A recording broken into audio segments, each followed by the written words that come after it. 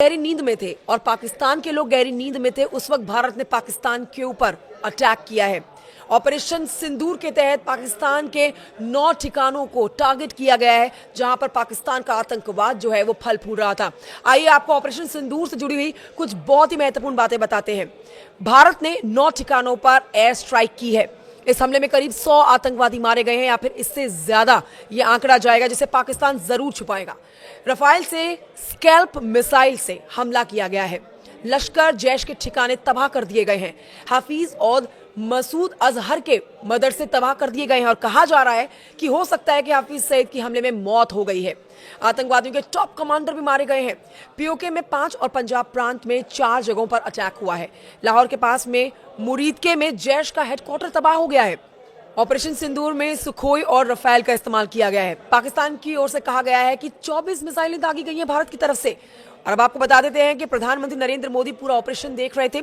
NSA Ajit Doval ने America के NSA और विदेश मंत्री मार्को रूबियो से बात की है और हमले की जानकारी दी है। ये बड़ा अपडेट आपको बता रहे हैं। और पाकिस्तान को जिस तरह से आतंकवाद को पनाह देने की, फलने फूलने की सजा दी गई है, ये जरूरी थी, क्योंकि 14 दिन के बाद पहलगाम में हुए आतंकी हमले का बदला अब भारत ने लिया है। पहलगाम हमले के बाद भारत ने एयर स्ट्राइक किया पाकिस्तान पे। हमारे साथ retired major general Shami Sabharwal हैं, जो डिफेंस एक्सपर्ट हैं। वो किस तरीके से देखते हैं? सर, इस अटैक को आप मानते हैं कि ये यही हो सकता था? देखिए, मैं तो कहता हूं कि this is the best that could have happened. आप देखो, साइमल्टेनियसली हमने 1-2 नहीं, हमने 9 जगह पे अटैक किया है। हर इंपॉर्टेंट लॉन्च पैड या ट्रेनिंग या हेडक्वार्टर को हमने कवर किया।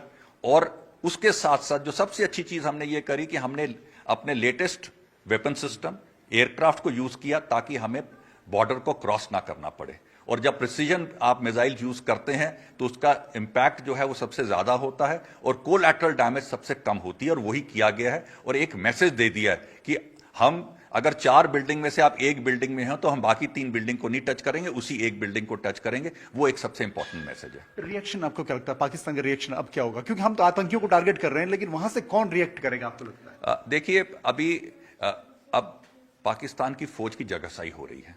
जब जगहसाई होगी तो कुछ तो उसने करना है। कुछ हवाई जहाज उड़ाएगा, कुछ 1-2 डर के मारे बम फेंकने की कोशिश करेगा, चाहे वो सिविल एरिया में जाए या बॉर्डर के आसपास कहीं गिरे। और बॉर्डर के ऊपर देखो, फायरिंग तो पहले भी होती थी, अब भी हो जाएगी, उससे कुछ खास फर्क होने वाला नहीं है। सिर्फ एयर एलिमेंट थोड़ा एक्स्ट्रा हो जाएगा। बाकी उनकी आर्टिलरी ने कुछ गन्स फायर कर भी दी तो वो ज्यादा समय नहीं कर सकते, क्योंकि अगर एमिनेशन अभी बर्बाद कर दिया तो अगर मेन लड़ाई होगी तब क्या करेंगे। पर जिस तरह इजराइल ने कहा कि मैं एक एक आतंकी को चुन के मारूंगा, आपको लगता है भारत भी एक एक को चुनेगा कि मतलब इसे बिल्कुल डिमोलिश करने की कोशिश करेगा भारत पूरे नेटवर्क को? देखो, अब हमारी सोच बदल गई है और मैं आपसे सहमत हूं। देखो, एक एक टेररिस्ट को तो नहीं मार सकते, लेकिन एक एक टेररिस्ट लीडर को मार सकते हैं। और अब पिछले कुछ सालों से यही हो रहा है कि लीडरशिप को डिस्ट्रॉय करो। जब लीडरशिप डिस्ट्रॉय होगी तो अपने आप एक दहशत आएगी, क्योंकि नीचे वाले तो पैदल सोल्जर हैं, जितने मारोगे 10 मारोगे 100 खड़े हो जाएंगे। लेकिन लीडरशिप को क्रिएट करने में बहुत टाइम लगता है, इसलिए अब उनको टारगेट करना जो शुरू किया है, that is a step in right direction. तो आपको सर इसका भविष्य क्या लग रहा है? जो ये शुरुआत हुई है, इसका एंड कब तक और कितना समय आप मानते हैं कि लगेगा या हो सकता है एक्सपेक्टेड?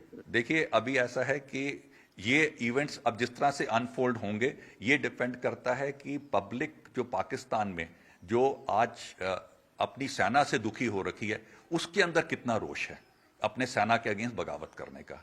दूसरा, जैसे अब मैं कहता हूं ये गिलगिट बाल्चिस्तान में इस समय जो है वहां भी पब्लिक में रोष है। बलूचिस्तान में तो ऑलरेडी वहां से वो पाकिस्तान की सेना पे अटैक कर रहे हैं। अगर हम बलूचिस्तान में उनको सपोर्ट करें ताकि उनका मनोबल बढ़े, और वो अगर पाकिस्तान के ऊपर ज्यादा वो करते हैं, प्रेशर बना के रखते हैं, उधर से अफगानिस्तान भी प्रेशर बना रहा है, तो हो सकता है कि पाकिस्तान के टुकड़े हो जाएं।